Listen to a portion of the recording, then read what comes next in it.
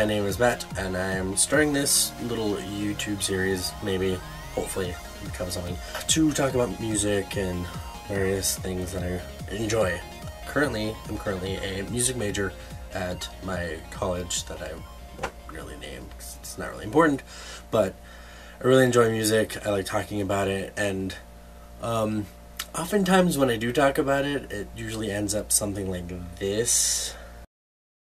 Have you heard the new Kesha album? It's like so good.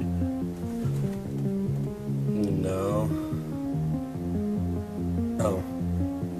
She's not really my style. You like Kesha too? We should totally be friends.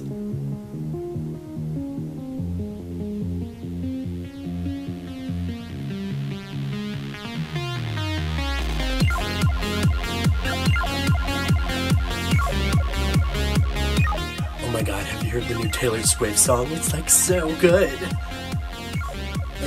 No. Why? I'm not really a fan of. It's like so good.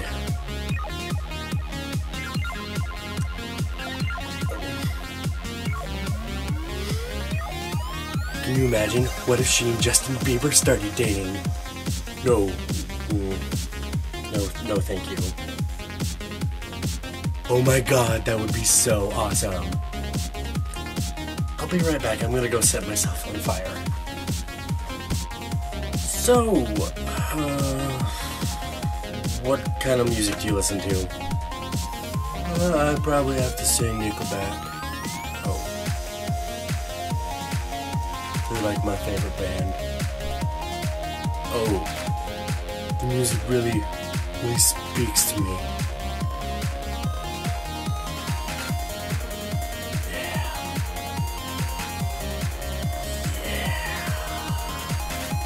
What?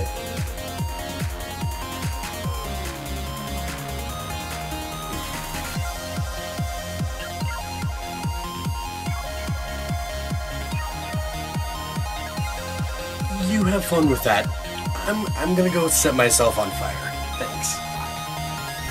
Whatever, bro. Usually doesn't go over well, either way. So, I decided, just on a whim, I have a nice camera, and I have a decent amount of spare time on my hands sometimes, so why not? To start off, I'm going to do a little bit of a top 10 list for, well, I guess probably going to be like a top 15 because I can't pick 10, and none of these will probably be any particular order, just because I can't pick. It's just, you just can't ask me to pick a top 10 list, which kind of negates the whole point of this list. Anyway, they all pretty much have the same weight to them, or I'm indecisive. I just can't do it. I just can't pick. So, a lot of this list has to do with albums that kind of have a full piece of work I thoroughly enjoy. Like, there's other albums where I like most of the songs, but some of them are just crap. But a lot of the songs on here, you'll probably hear the word cohesive a lot. How well all the songs fit together, and there's like very few tracks that I would ever like imagine skipping, and I have an issue with that anyway, but that's a whole other story. My first pick would be the album Details by FROU, or FROU, I think it's FROU. A short-term side project of Guy Sigsworth and Imogen Heap.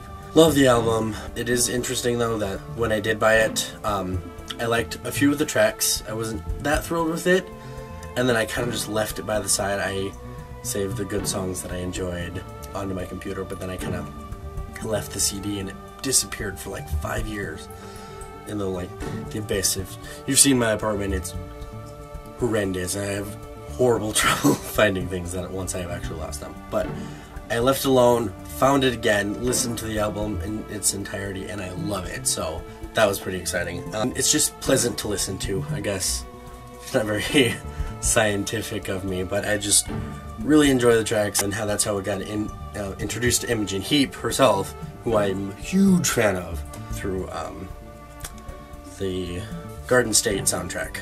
Would be how I got introduced to her, through the Let Go track on there. The big track from that album that I'm just gonna throw in, like a good track to start out with would be the track Flicks from that album. Next one is Color the Small One by Sia. It would be the first album that I also was introduced to Sia, or Sia Furler, through that album, through the track Breathe Me, which obviously most people, if you've had connection to the internet, or you probably have heard that song at some point. It's very cohesive. I can listen to it from beginning to end millions of times, and I'll never get tired of it. So, love her. I saw her in a concert a couple years ago. She's a great stage performance. Yeah. Next one, MARC BROUSSARD, his album CARENCRO. It's a great album. It's fairly accessible compared to some of my tastes. Some of my tastes get a little odd. It's got a little bit of a soul vibe to it. Mark's voice is fantastic. I love, it's kind of got like a raspy vibe to it, and it's just awesome. The big track on that album, the last track on the album, is Gavin's Song. It's kind of got a somber tone to it, but it's just really well written. It's on acoustic guitar. It's just really cut down. It's just him and the guitar, and it's just fantastic. Next one, a little bit of a weird one. The second volume of The Mystery of Bulgarian Voices. Now this is a little bit of a bizarre one for most people when I talk about having Bulgarian folk music on my iPod. This I found out through my choir, that we did a kind of Bulgarian music style kind of piece once, and then they played the first volume of this group of singers that came to popularity in the late 80s a little bit, but they're still kind of niche, whatever, but they're just fantastic vocals, but they're different because they're just very nasally. They have a different style of singing, but they have super intricate rhythms, and they all stay together, and they're perfectly in tune, but they have kind of a weird sense of melody to them. You just kind of have to hear it. It's just really cool. It kind of has like an otherworldly feel. It's a big album that I'm a huge fan of. The one track that I'm most excited that I can just listen to endlessly about would be the track Kavalsfiri. This is gonna be a long freaking video. Another album, ÓLAFUR on ARNALDS, Eulogy for Evolution. It's this guy out of Iceland, also a big fan of Iceland, but you'll find out about that later. He's a pianist and a composer, and he writes very intricate piano string tracks that are very otherworldly. They kind of have they're really good for like a soundtrack sort of thing, and which he ended up writing a soundtrack for a movie that came out last year. I don't remember what it's called, but anyway, it's a really good album. It's cohesive. Again, you can listen to it from beginning to end, and it's best listened to that way, in that manner, because of how well it just melds in together. It has a lot of tension to it. There's a lot of build-up. There'll be really somber moments, and then there'll just be kind of plunky little happy bits mixed in, but it all melds together really, really nicely. There was a little bit of electronic stuff near the end of the album on the track 3055. It just starts off with a piano. It's gonna be terrible. It starts off with a little bit of piano, and then it works up to adding more and more instruments, and then a bit of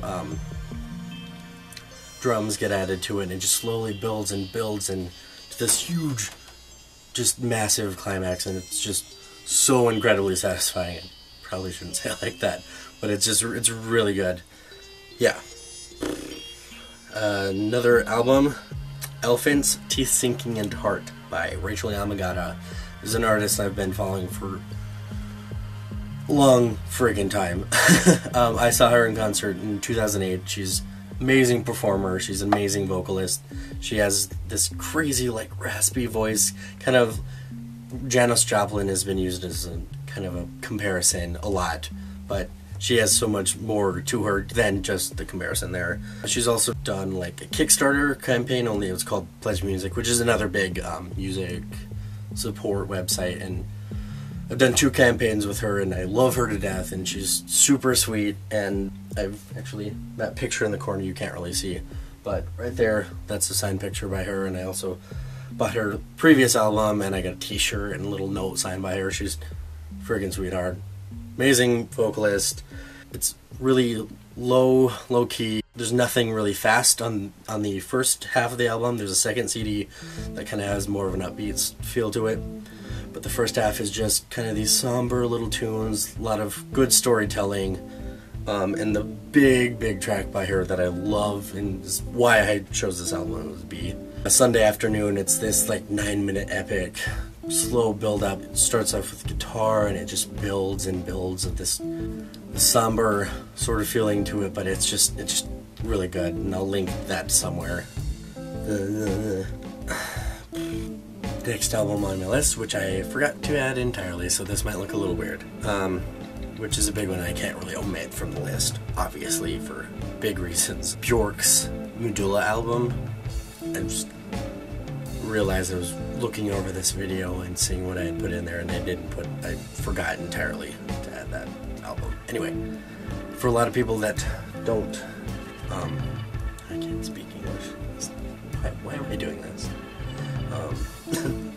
The entire album is built off of voices or very little other outside influence other than just the human voice and computer. They take vocal samples and then program them and place them in ways to create beats, to create like bass lines. Great presentation of the entire album. It's weird, of course, because it's Bjork, but I love her, so well, I'm a little biased, but it's just a great album. It's different because who writes an album solely on the human voice? That just doesn't happen very often, so it's refreshing, it's interesting, it has its weird bits, of course, but it's just fun, it's intricate. Big track from that album that I thoroughly enjoy would be Oceania. It's one of the more accessible tracks on the album. It kind of tells the story of this mother figure, like of a god or something that lives in the ocean. Kind of goes back to like primordial times that gave birth to the human race and to all of living things, that how well we progress and all these other things, like the line, your sweat is salty, I am why, and it's just cool. It's just the crazy storytelling that I love about Bjork shines right through on this album. It's great. It is weird. It's a bit more of an acquired taste, so I've heard. I love her, so I'm kind of, like I said, a little bit biased, but yeah. Love her. Love that album.